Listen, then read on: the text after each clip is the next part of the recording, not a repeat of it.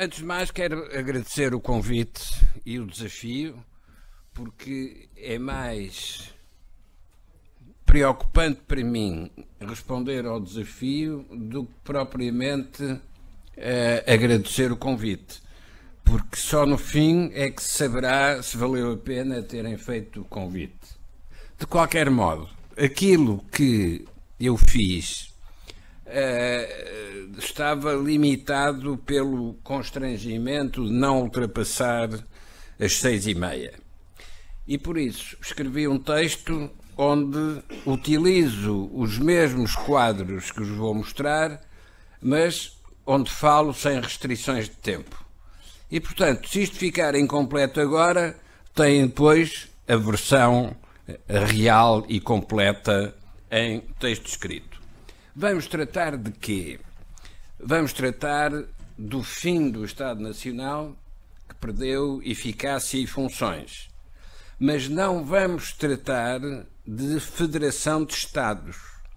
Vamos tratar de políticas comuns, que é uma coisa diferente de federação de Estados. E, portanto, aquilo que vamos tratar é como é que se passa do Estado Nacional para a União de Estados por via das políticas comuns. Por outro lado, vamos tratar da soberania dos espaços para o que é a União Estratégica de Políticas Comuns, que formam uma soberania de nível superior pelo tipo de recursos que podem utilizar e pelo campo de ação que podem ocupar. E, finalmente, vamos passar da Europa das Nações para a Europa como entidade estratégica, porque até agora a Europa tem sido tutelada por outras entidades estratégicas. Essas outras entidades estratégicas ou querem destruir a Europa, que é o caso da Rússia, ou querem abandonar a Europa, que é o caso dos Estados Unidos. E, portanto, a Europa do futuro próximo vai ser uma Europa sem touro que a rapte. E tem que descobrir por ela como é que se torna atrativa, mesmo que seja para chamar o touro que a possa raptar. Portanto, a Europa está num momento de viragem que torna particularmente interessante falar sobre o percurso até agora. Mas o efeito da memória é preocupante, porque quem não tem memória condena-se a repetir os erros que já praticou, porque não chegou a perceber porque é que esses erros aconteceram. Esqueceu e, portanto, também não percebeu. Mas quem só tem memória não percebe uma coisa decisiva, que é a mudança das condições. Porque aquilo que se tem na memória foi feito em condições que já não existem. E quando se tenta reproduzir o que se tem na memória, depressa se verifica que não há recursos para isso, porque, entretanto, as circunstâncias se alteraram. Mas, de facto, quem só tem memória não aprendeu nada porque não esqueceu nada. Ora, a verdade é que o mundo mudou e, portanto, aquilo que se tem na memória não serve. O Camões disse-nos umas coisas interessantes sobre isso, até porque foi um homem que viveu um tempo de mudança, e falava e dizia que todo mundo é composto de mudança. Mas o que verdadeiramente conta é o que ele diz depois. É que não se muda já como se mudava. Descobrir porque é que não se muda da mesma maneira que se mudava é estudar a mudança das condições, porque quando se quiser mudar outra vez, não é como se mudou da última vez. É em novas circunstâncias e com novas condições. Portanto, quando se faz uma referência às mutações da forma política-Estado, não é para repetir, mas é para perceber o que, entretanto, se alterou. A primeira forma é do século XV, século XVI, o Estado soberano, E o Estado soberano entende, sobretudo, o Estado que se libertou da tutela da Igreja e que centralizou o poder e fez do rei o eixo da dinastia. E, portanto, o poder político ficou centrado em regra biológica da dinastia e autonomia da Igreja. O Estado liberal, o Estado que produz leis, é o Estado que formaliza os direitos e a Constituição, garante os direitos jurídicos objetivos e garante os direitos individuais. É, de facto, um Estado soberano que tutela a sociedade, oferecendo-lhe uma segurança e uma garantia que a sociedade espontaneamente não consegue ter. O Estado Nacional é uma fase mais avançada desta evolução porque cria e depende da comunidade nacional. Cria a comunidade nacional mesmo onde ela não existe, porque o Estado, como precisa ter uma comunidade nacional, vai inventá-la. Mas, simultaneamente, onde existir a comunidade nacional, o Estado é mais seguro e mais forte porque tem esse apoio de uma comunidade nacional. A comunidade é feita com a referência a uma origem em memórias comuns, a uma história comum. Também aqui pode ser inventada, pode não ser real, mas desde que tenha esse efeito de criar comunidade, é eficaz. A nova mutação acontece na passagem do século XX para o século XXI.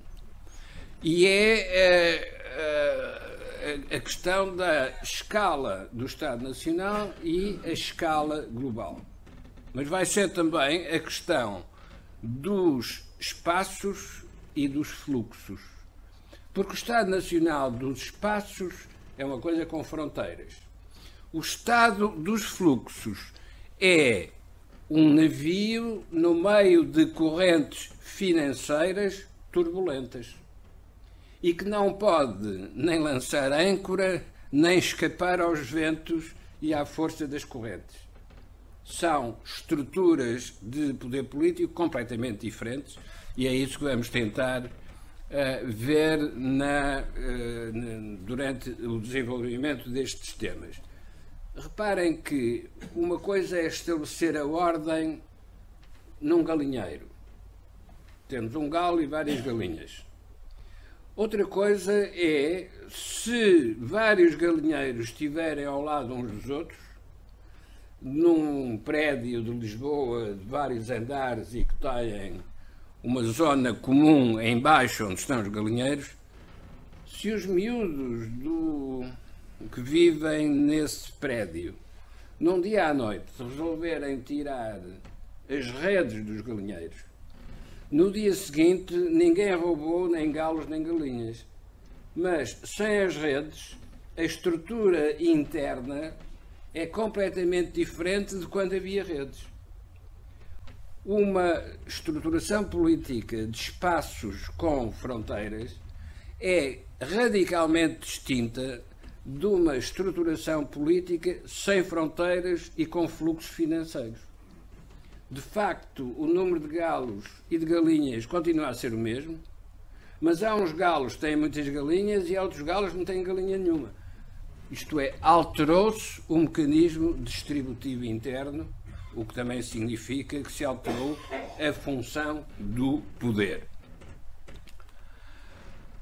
Também há uma alteração histórica em termos do que é o fator da hegemonia, o fator que dá poder a uma estrutura política.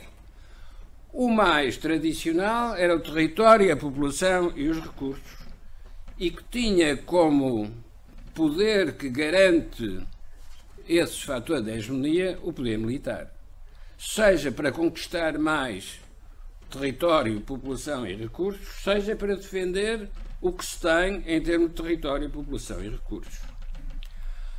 Quando se passa para os mercados, designadamente depois da expansão europeia, Então, o que passa a ser importante é a circulação dos produtos. E a ordem mundial tem de ser de tal ordem que salvaguarde esse direito de circulação de produtos. O passo seguinte é, mais do que circulação, a mobilidade. E isso significa que, onde houver mobilidade perfeita, os espaços nacionais delimitados por fronteiras fragmentam-se em espaços regionais que se organizam em função dos centros competitivos. E hoje são ou centros de alta tecnologia ou cidades, designadamente as cidades que são capitais financeiras. Esta evolução do poder militar para o poder da livre circulação de produtos e para o poder dos fluxos que criam centros competitivos altera profundamente o modo como se exerce o poder político. Porque uma coisa é a sociedade fechada, enquadrada por fronteiras, uma sociedade de espaços, ou se quiserem de galinheiro com redes, onde território e populações nacionais estão dentro dessas organizações espaciais delimitadas. É uma sociedade artificializada porque é o poder do Estado Nacional que estabelece as regras, estabelece as condições de continuidade. E, finalmente, é uma sociedade de segurança, porque é uma sociedade de contrato social estabelecido entre os que estão dentro dessas fronteiras. Quando passamos para a sociedade aberta, é uma sociedade construída, é uma sociedade de geometria variável, depende da circulação dos fatores competitivos. É uma sociedade de fluxos, porque é uma sociedade de mercados e redes. Já não é uma sociedade de comunidade nacional. É uma sociedade de gestão de interesses e de circulação de recursos. É uma sociedade competitiva no sentido que ganha o mais eficiente e é uma sociedade de risco, porque, afinal, se não há fronteiras, voltamos à verdadeira natureza humana depois de ser expulsa do paraíso. É cada um que se arranje e os melhores ganham.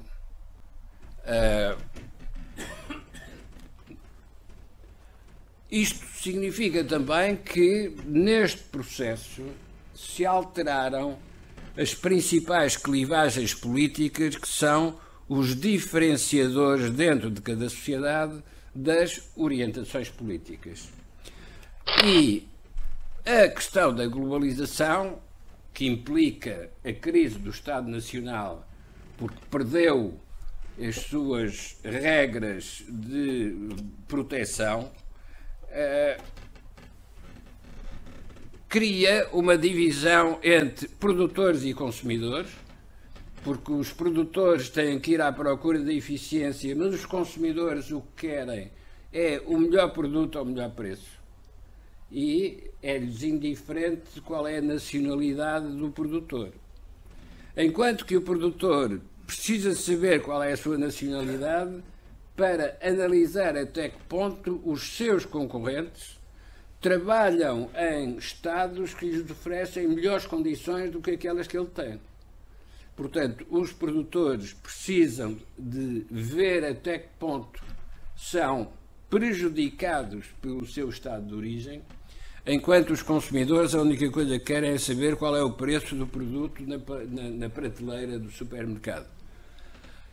A clivagem entre protecionistas e competitivos, porque os protecionistas procuram defender a sua menor qualidade produtiva com regras alfandegárias, tarifas alfandegárias, enquanto que os competitivos o que querem é que não haja tarifas para ninguém, porque é a maneira deles beneficiarem da sua vantagem comparativa.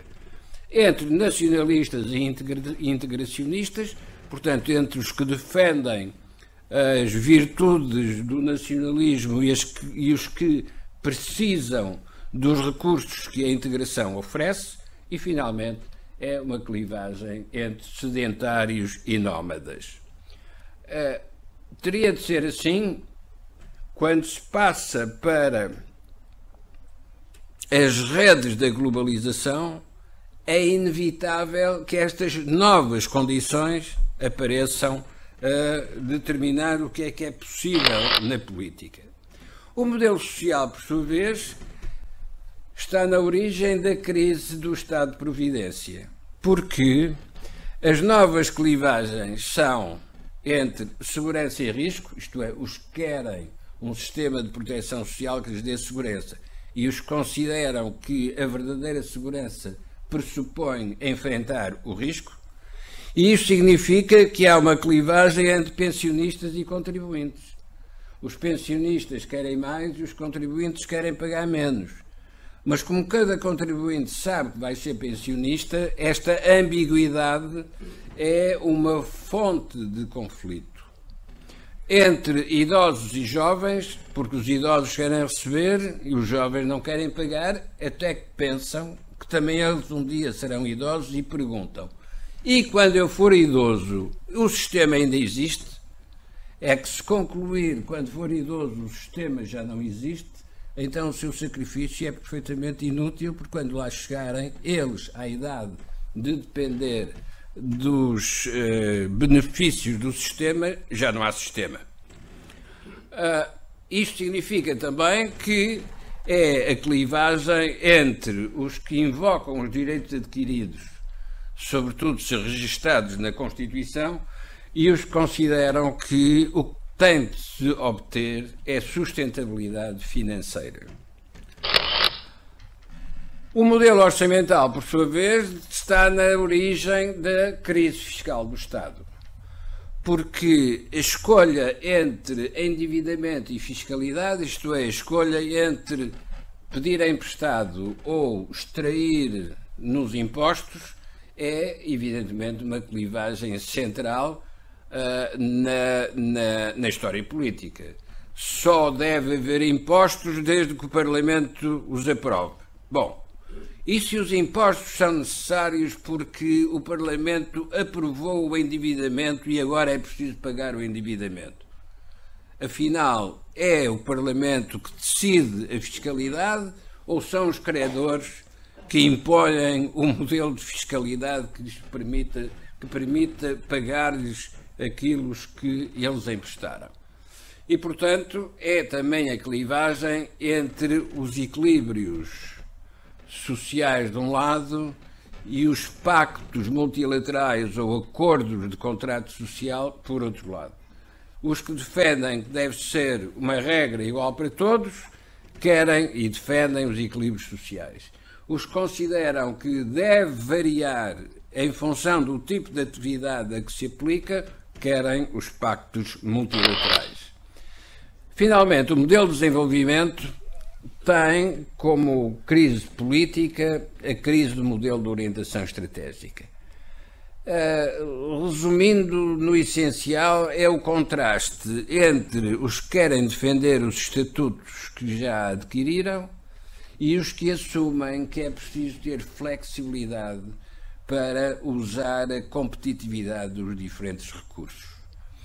Todas estas clivagens têm efeitos no que é a análise política da mudança, ou seja, vamos tentar enfrentar a questão de e quando já não muda como mudava? Que tipo de pista é que nós podemos ter para perceber o que é que vai acontecer, sendo certo que já sabemos que não muda como mudava? Porque uma coisa é mudar sempre, outra coisa é não mudar como mudava. Digamos, é o problema dos campeonatos de futebol. Não se ganhou este ano, mas para o ano há mais, ganha-se para o ano. Não, neste caso, para o ano já não há futebol. Há outro desporto, mas não é futebol. E, portanto, como é que aqueles que treinaram para ser futebolistas têm, de repente, que se reconverter para ser jogadores de ténis ou outra coisa qualquer? Portanto, é esta questão que obriga a repensar o que é a base da análise política. De um lado temos o imaginário, o círculo do imaginário, que são os desejos dos eleitores e as posições ideológicas daqueles que procuram responder aos desejos dos eleitores. Do outro lado, temos o simbólico, que é o campo dos normativos legais e constitucionais.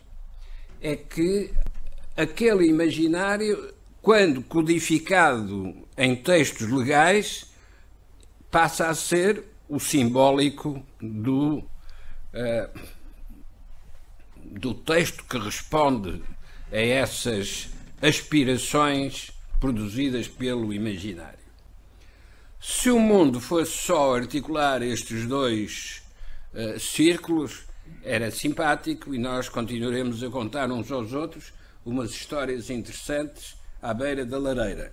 O problema é que há uma coisa que é o real, a realidade efetiva das coisas. E a realidade efetiva das coisas nem sempre é sobreponível ao imaginário e ao real.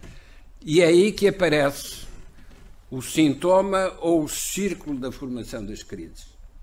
É nos desajustamentos entre os três círculos que nós podemos entrar para interferir naquilo que está a funcionar mal ou para perceber aquilo que vai ter de mudar e como é que vai mudar. Porque já não vai mudar como mudava de antes, vai mudar de outra maneira. Vejamos o que é a força do real. O Estado Nacional é um espaço delimitado por fronteiras, era aquele que nós temos na nossa memória, é um espaço de controle da mobilidade dos fatores, era preciso autorização administrativa para movimentar capitais ou para os imigrantes serem autorizados a sair ou a entrar. Os blocos regionais são alianças entre Estados, são acordos multilaterais, são espaços de livre circulação, mas, sobretudo, a sua finalidade é criar um efeito de escala, para serem mais do que aquilo que os Estados nacionais isoladamente podem ser. Os espaços globais são outra coisa novamente diferente, quer dos Estados nacionais, quer dos blocos regionais, porque são espaços de mobilidade dos fatores e dos centros de decisão. A deslocalização não é apenas dos fatores, capitais ou trabalho, é também a deslocalização dos centros de decisão. A capacidade competitiva, a conquista de cotas de mercado e a circulação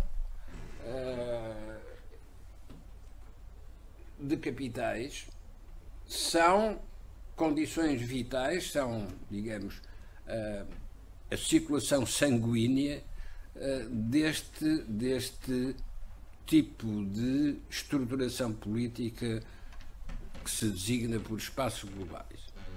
Contudo, são estruturas de poder que não têm quadros institucionais reguladores.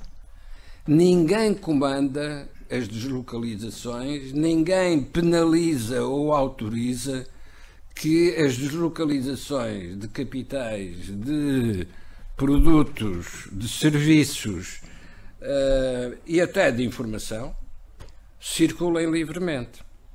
E, portanto, como não há um poder político ao nível de um Estado universal, quem opera nestes espaços globais tem um grau de liberdade incomparável com aqueles que estão num Estado nacional ou até com aqueles que estão num bloco regional. É esta diferenciação dos campos de ação que obriga a reconhecer que são três modelos de desenvolvimento diferentes. O modelo de desenvolvimento com base nacional é uma coisa, o modelo de desenvolvimento com base regional é outra, o modelo de desenvolvimento com base global é outra, novamente, diferente das anteriores. E o problema é que a compatibilidade destes três modelos de desenvolvimento é desfavorável para os modelos nacionais e os modelos regionais e acaba por ser o modelo global aquele que está a configurar as respostas nacionais e regionais. Porque é que isto é assim? Vamos entrar num primeiro exemplo de um movimento perpétuo, que é aquilo que se estabelece entre devedores e credores. Nós temos no Ocidente uma região de déficit e temos no Oriente uma região de excedentes. Mas o mercado está no Ocidente, os produtores estão no Oriente. Isto significa que é preciso que nesta relação entre devedor no mercado e no Ocidente e produtor no Oriente e também credor, o Ocidente emite títulos de dívida a que o Oriente responde com o envio de capitais. Isto é um movimento perpétuo enquanto um dos lados não morrer. Porque a necessidade de financiamento dos Estados Unidos e da Europa, por causa dos déficits orçamentais, por causa dos déficits das balanças comerciais e por causa do endividamento das empresas e dos particulares, esta necessidade de endividamento gera automaticamente a oportunidade de projeção de poder do Oriente e, em especial, da China, porque têm excedentes de balança comercial e têm poupança de particulares. Isto pode ser um movimento perpétuo? Pode. E tem uma outra ilustração no caso da União Europeia da moeda única. Porque, de um lado, temos a Europa distributiva que tem déficit, do outro lado temos a Europa competitiva que tem excedentes, mas quem tem excedentes precisa de aplicar esses excedentes naquilo que são os pedidos de endividamento dos que têm déficit. Isto significa que a condicionalidade da austeridade competitiva, de que muita gente se queixou durante os tempos da intervenção da Troika, é, afinal, uma condição para poder ter acesso a financiamento. Isto é, para poder dizer que não vai ser preciso estar sempre um movimento perpétuo. Não é para interromper o movimento perpétuo. O problema é se um excesso de rotação no movimento perpétuo destrói a máquina do movimento fiscal. União bancária e união fiscal significam que, no limite, terá de ser uma união orçamental. E, portanto, a moeda única gera, pela sua própria existência, a necessidade da união bancária, da união fiscal e da união orçamental. Não é uma união política. É uma união dos instrumentos que permitem o funcionamento da economia, que são também os instrumentos que permitem o funcionamento deste movimento perpétuo. Porque, do lado dos devedores, a condicionalidade da austeridade competitiva, que rejeitam sempre, mas é uma necessidade para que a dívida futura não continue a aumentar.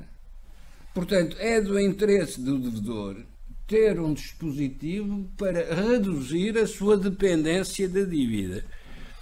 E sem união bancária e fiscal haverá o colapso das políticas públicas se não houver a recuperação da competitividade. E o colapso das políticas públicas significa para o credor que já não vai receber. E significa para o devedor que já não vai pagar, mas também não vai ter novos empréstimos. Portanto, se interromper o movimento perpétuo é o que acontece ao ciclista quando para de pedalar. Ou põe os pés no chão ou cai. Ora, ou seja, ou volta a uma estrutura de sociedade fechada com espaço nacional delimitado por fronteiras e empobrece, ou então, para continuar a pedalar, tem que ter os dispositivos que permitam controlar esse processo. Ora, é aqui que aparece uma propriedade importante da democracia e dos sistemas financeiros. O que é que a democracia tem a ver com os sistemas financeiros? Tem a ver tudo. Porque uma democracia sem dinheiro é uma ditadura. E um dinheiro sem democracia não tem crescimento. E, portanto, democracia e dinheiro são duas coisas que se abraçam para terem estabilidade e condições de desenvolvimento. Ora, a democracia é quem legitima a decisão nacional, mas a democracia também tem de ter em conta o que são os constrangimentos da globalização económica, de que já falamos atrás. Como é que se articulam estas coisas? As preferências democráticas estabelecem o intervalo de legitimidade das decisões políticas nacionais. Ou seja, só o Parlamento é que pode aprovar impostos, os eleitores expressam a sua vontade, os políticos têm de respeitar aquilo que os eleitores querem. Isto é este lado da democracia e da decisão nacional. Mas a globalização competitiva determina o campo das possibilidades económicas onde se podem afirmar as preferências democráticas. E se afirmar fora desse campo? Fora desse campo não tem financiamento. E, portanto, quando estes dois lados deste triângulo são considerados, aparece naturalmente um terceiro, que é os programas dos partidos candidatos ao exercício de poder têm de respeitar os constrangimentos da globalização económica e condicionar a formação das expectativas do eleitorado àquilo que são as possibilidades económicas. Então, isto quer dizer que os partidos políticos têm de ser tradutores do real económico. Porque se forem tradutores do imaginário económico, levam à ruína.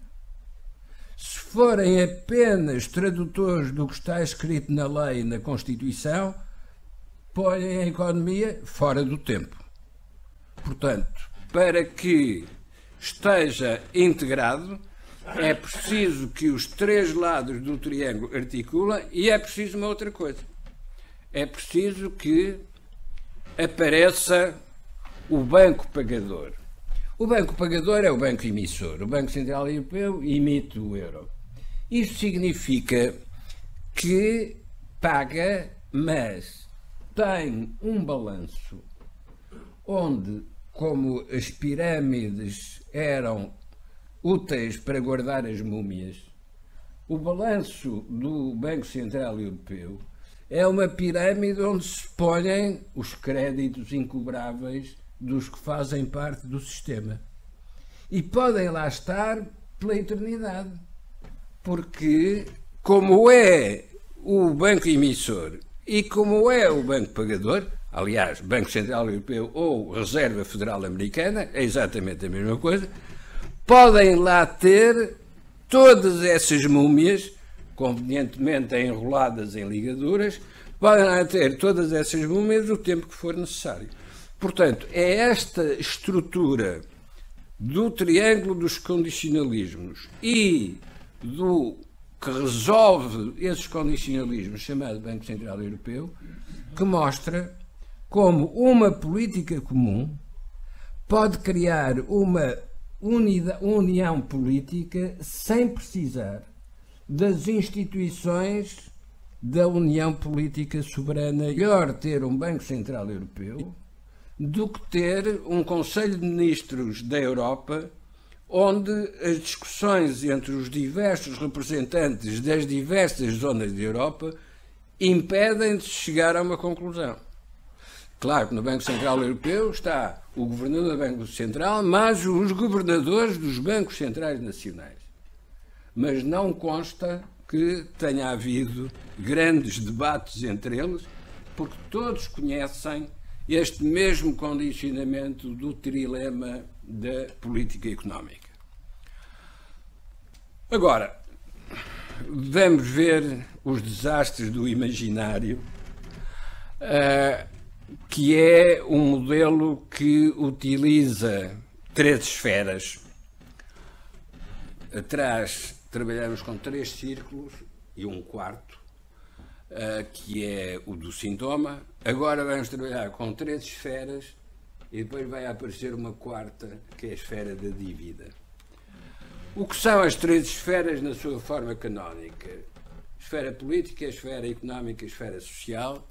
E a forma canónica é, na esfera económica, os objetivos são viabilidade competitiva das empresas e dos setores. Na esfera social, valores e comportamentos de modernização. Na esfera política, a condução da estratégia de modernização. E onde estas três esferas se articularem desta maneira, nós temos uma evolução estável e controlada.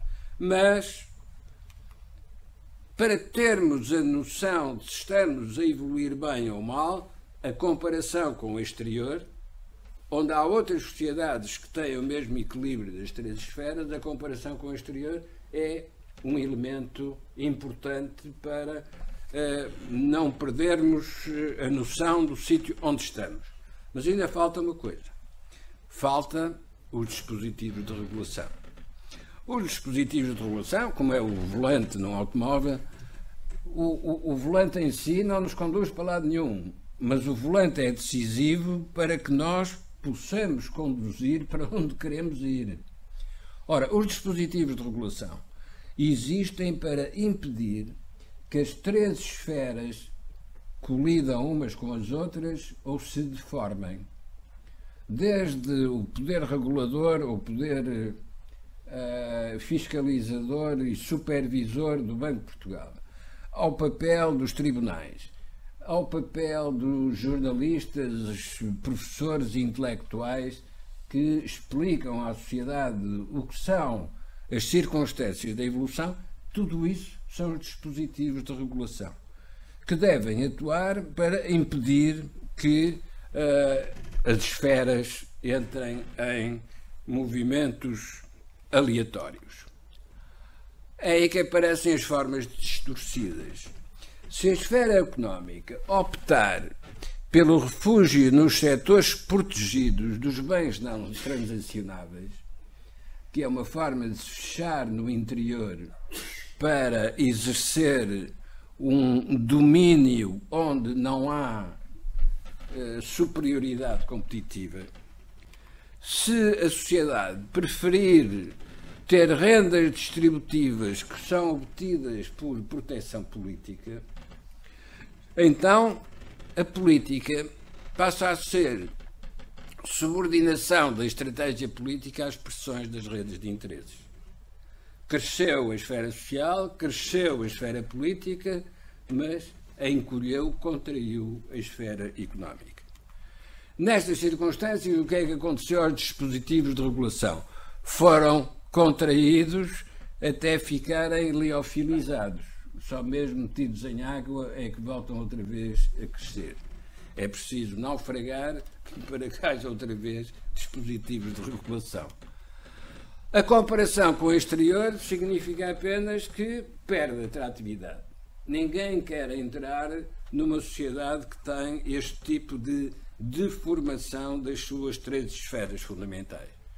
O que aconteceu foi o isolamento da economia, a regressão dos processos de modernização e a acumulação de déficit.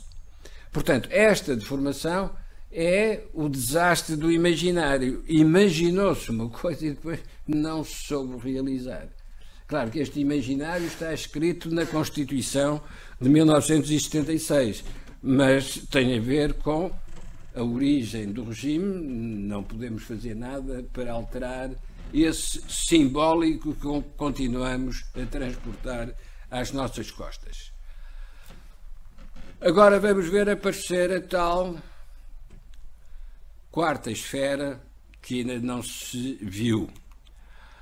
Se o equilíbrio político é que as receitas fiscais são complementadas com dívida pública para manter o financiamento das políticas públicas, se a esfera económica é caracterizada pela seguinte evidência: a formação de um endividamento excessivo por acumulação de déficits orçamentais implica que os dispositivos das políticas públicas não estão a ser, nem vão ser, financiados por recursos gerados na economia. Isto é, não é a economia que sustenta este sistema político. Quando a sociedade prefere um equilíbrio em que financia as políticas públicas atuais ou com déficits orçamentais e endividamento, está a transferir para as gerações futuras as responsabilidades do serviço da dívida e da amortização. Portanto, a sociedade, a esfera social, desresponsabiliza-se daquilo que é a sua gestão imediata. Isto significa que o equilíbrio entre a esfera social e a esfera política é obtido porque as políticas públicas financiadas com dívida são consideradas geradoras de riqueza e de direitos na esfera social. Isto é, nós vamos da dívida, daquilo que nos emprestaram, direitos sociais garantidos, porque é como se fosse uma riqueza verdadeira, quando de facto é uma penalização das gerações futuras. Estamos todos, como no quadro de Goya, em que o Deus come as criancinhas e alimenta-se com os seus netos. É o que nós estamos a fazer no sistema de segurança social. Isto que é a esfera da dívida. E agora o que se verifica é que é a esfera da dívida que comanda a formação do campo de possibilidades. Não é a esfera política. A esfera política, quando aparece, já traz um encargo que é satisfazer a esfera da dívida. Portanto, o desastre do imaginário é a transferência para a esfera da dívida daquilo que era, formalmente, o poder soberano do Estado. Já não tem soberania, já não tem Estado, o que tem é a necessidade de satisfazer os credores. Agora, as ilusões do simbólico. A passagem do regime de rendimentos crescentes para os regimes de rendimentos decrescentes. Esta passagem entre dois regimes é uma curva sigmoide, é sinusoidal. A sinusoidal é o formato em gráfico da serpente. A serpente foi o que nos expulsou do paraíso. E, de facto, a serpente é isto que nos expulsou do paraíso. Uma fase inicial de rendimentos crescentes, depois a passagem para os rendimentos decrescentes. Na primeira fase, as sociedades são caracterizadas por sentido de risco, vontade de dominação, capacidade de capitalização e vontade de competir. São os heróis conquistadores. Depois, quando se entra na fase dos rendimentos decrescentes, as sociedades o que querem é segurança, proteção, equilíbrios e distribuição. Entre estes dois campos de possibilidades, as decisões que se tomaram num campo de possibilidades não são transferíveis diretamente para o segundo campo de possibilidades. Alteraram-se as condições, é preciso alterar as políticas ou os dispositivos dessas políticas. Sabe-se exatamente quando muda, porque a mudança de paradigma é quando passa a não ter crescimento rápido, altera o padrão demográfico, e esta alteração significa que a geração seguinte vai ser mais pequena do que a geração anterior, e passa-se da capitalização para o endividamento. A sociedade perdeu vitalidade e agora vive de um imaginário antigo, de um simbólico que está escrito nos textos legais, mas já não tem aquilo que foi a sua força inicial. Como é que vemos isto? Até à década de 70, o tempo médio de formação era até aos 15 anos. Depois trabalhavas até aos 65, o que significava uma vida ativa de 50 anos. E depois tinha-se uma reforma de 10 anos, porque a esperança de vida à nascença era 75 anos. E não me venham com o problema do Bismarck, que perguntou a quem lhe montou um esquema destes, mas então, como é que é? Eu já tenho 76 anos e ainda não estou reformado.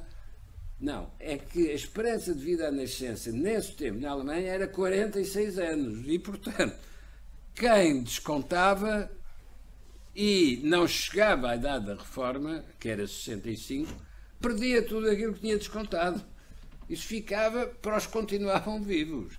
Agora, quando se altera o problema da esperança de vida à nascença, a questão é mais grave porque agora o tempo de formação é até aos 25 anos, a reforma é entre os 60 e os 55, conforme se está ou não numa profissão de desgaste rápido, mas como só se morre aos 85, então espera-se que os descontos de 30 a 35 anos de vida ativa possam financiar uma reforma de 25 a 30 anos.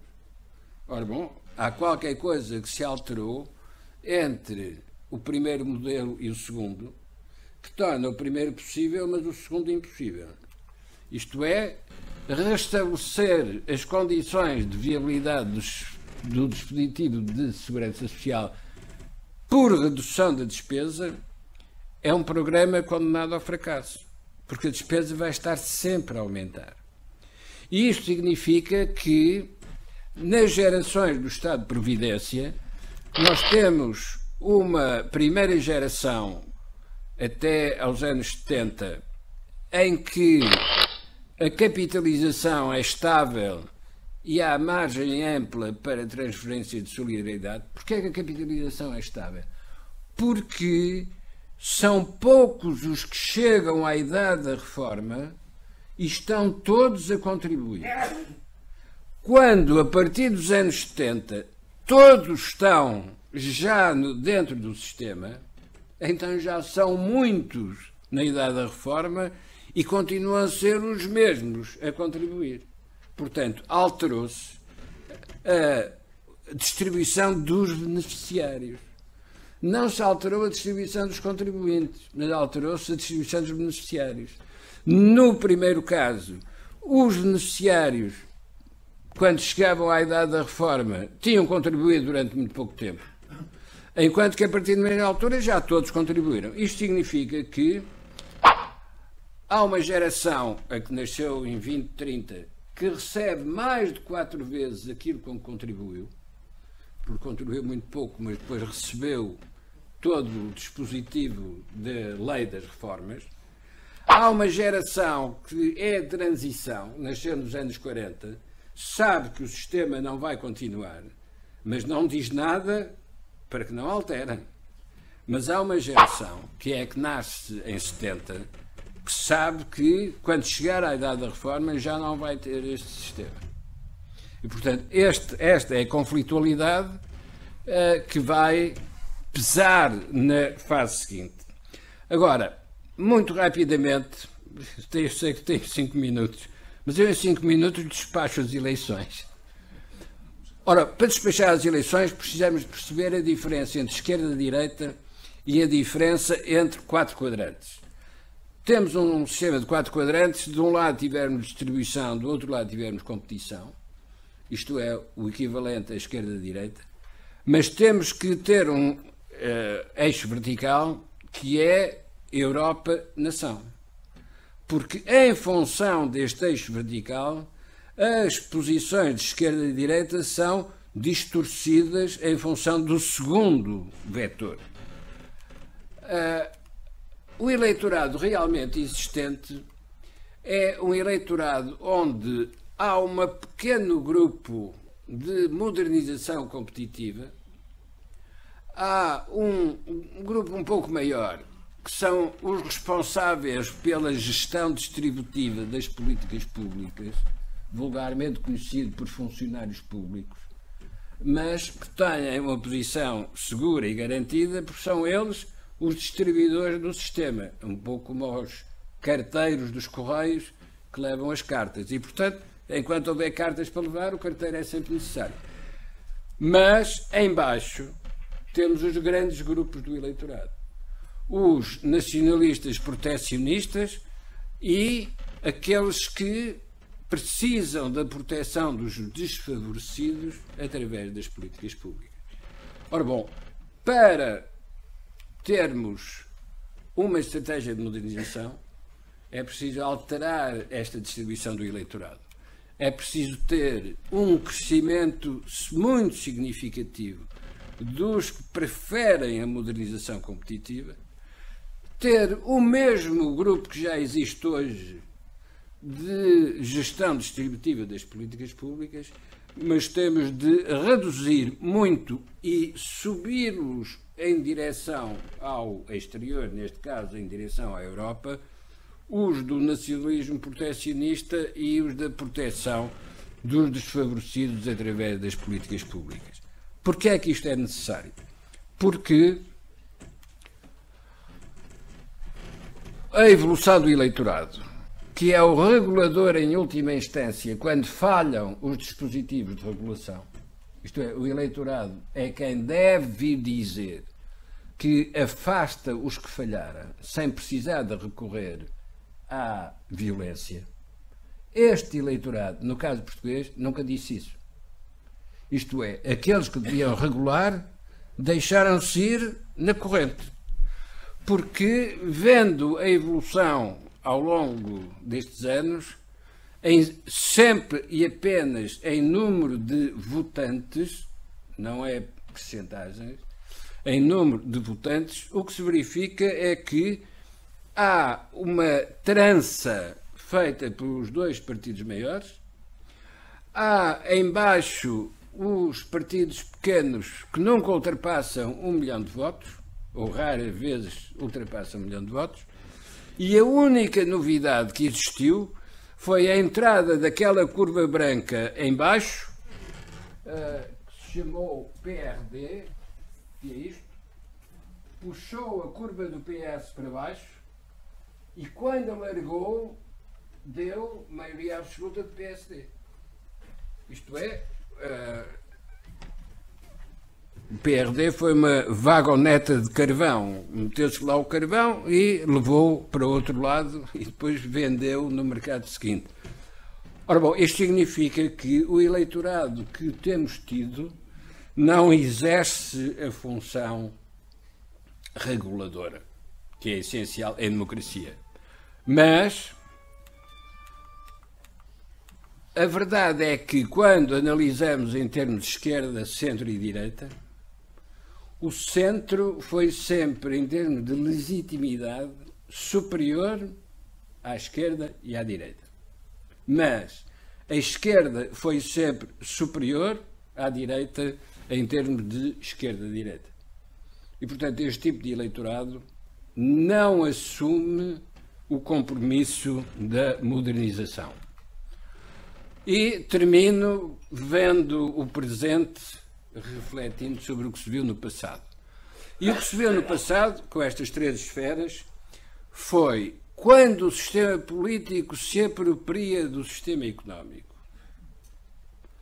O sistema social abraça o sistema político do mesmo modo que um parasita abraça o corpo onde se instala o parasita. É verdade que o sistema político depois vai extrair ao sistema social a fiscalidade, a tributação de que precisa para viver. Mas também é verdade que o sistema social não tem para onde ir que não seja agarrar-se e abraçar-se o poder político. Só que isso significa que o sistema económico se atrofia. E o negócio do abraço entre o político e o social é um mau negócio.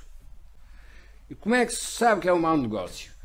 Porque o Alexandre Herculano, quando escreveu sobre a crise de 1579-1580, a perda de independência e soberania para a Espanha, escreveu que a verdade é que estendemos cobardemente o colo ao jugo estranho porque a nação estava degenerada.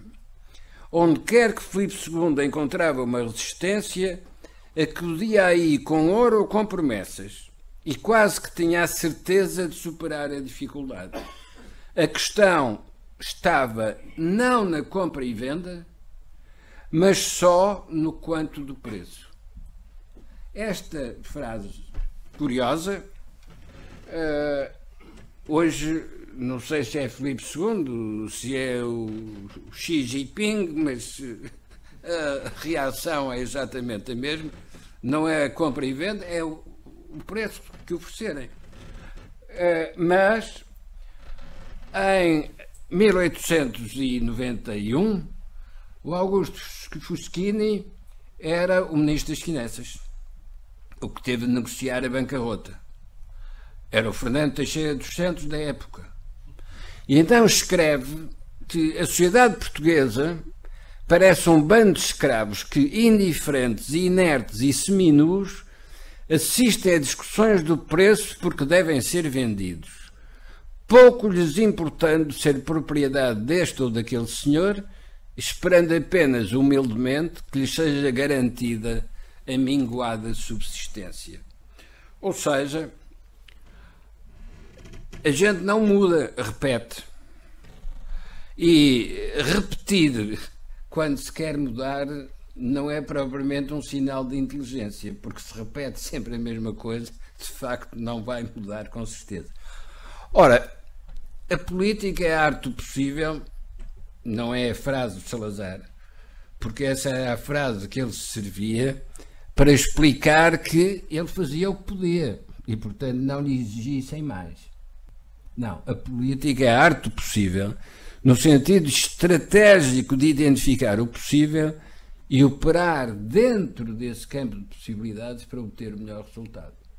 O que é que eu quis fazer com os três círculos e as 3 esferas, mais os 3 círculos com o sintoma e as 3 esferas com a dívida?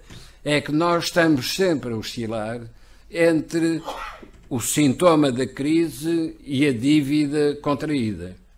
Mas não é inevitável que tenha de ser assim.